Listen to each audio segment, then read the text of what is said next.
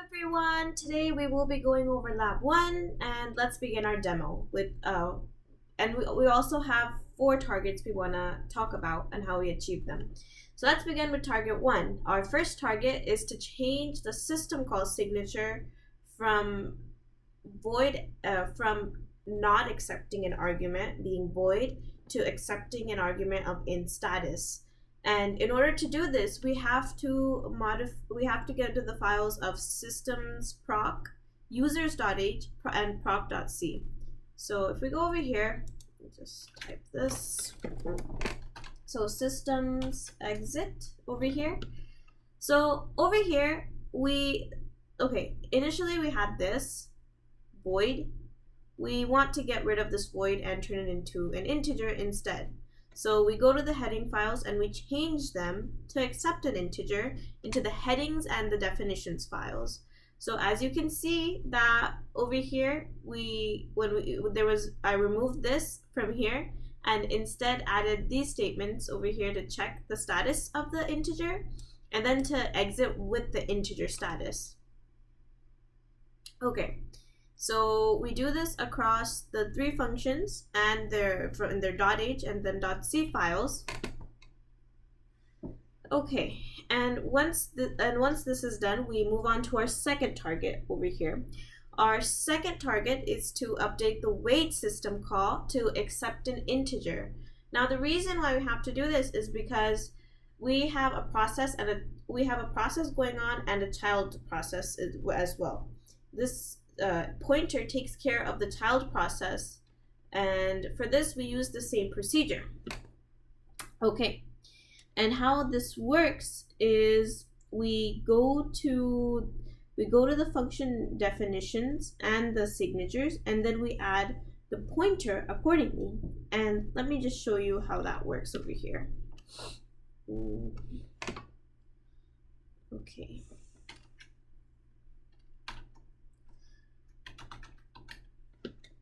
Okay, so for example, over here we modified the system wait call to, instead of just not waiting for the child process at all, we add this pointer element so it does wait. And over here, because this is a pointer, we need to check it before we do anything that's gonna throw an exception. So we say it has to be less than 0, and then only then that means we should exit. Otherwise, if we return with something that's not valid, then it's gonna throw an error. So we need this if statement here, and then we add the return wait. Okay, same thing for over here. This is actually a part of our second target, but this also involves keeping the pointer over here. So in processes, how they work is that the parent process has to wait for the child process. So the system waits for the process ID, and this wait is being managed by the status pointer. This function came from AI, however, it does the checks every time to see if the waiting has been processed appropriately. We're editing the wait function so it can accept the pointer from the user's point of view, and it can store the exit status to process the pointer. And then after that, we go to the systems proc.c, and then we add the pointer within the if statement because of this pointer, and then add the exit status accordingly. All right.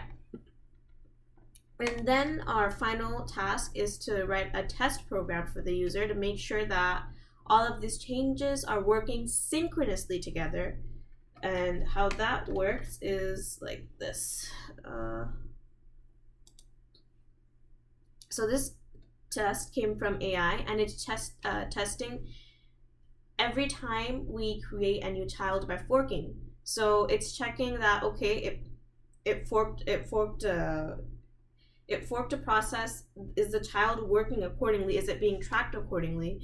Is the parent waiting for the child? And for this, we have the parent, and then we create another one, another child process, then another child process, And we're checking if they're exiting with the appropriate codes by passing in an integer.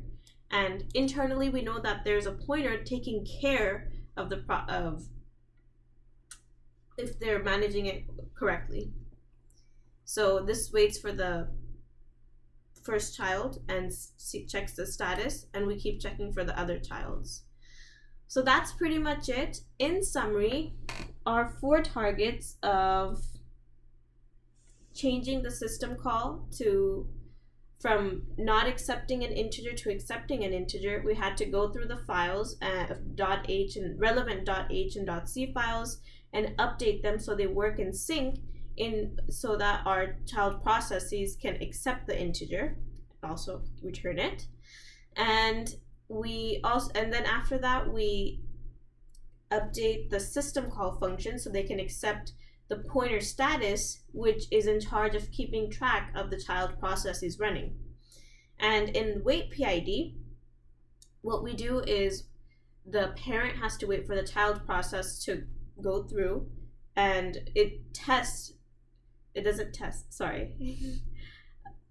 the wait PID, it works with it has the status pointer, and it just makes sure that the child process is done before the parent.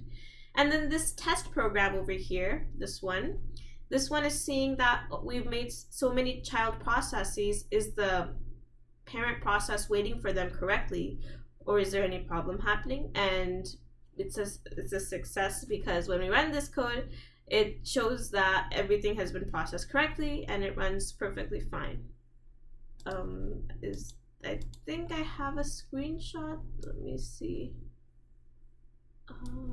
This one over here. So this end, by seeing this success screen, it shows that we were good. So thank you for watching my demo. See you at the next demo.